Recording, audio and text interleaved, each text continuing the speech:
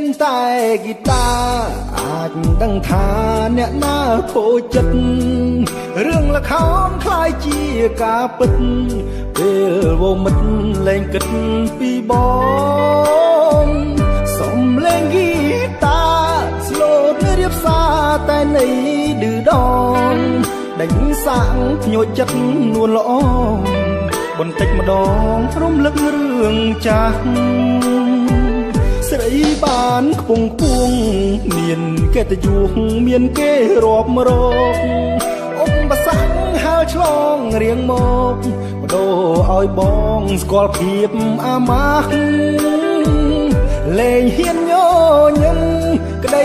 សង្ឃឹមត្រូវអូនបដូរផ្លាស់ដឹងទេបងឈឺមិនដេញខ្លាំងជួបប៉ះស្នេហ៍ខ្វះ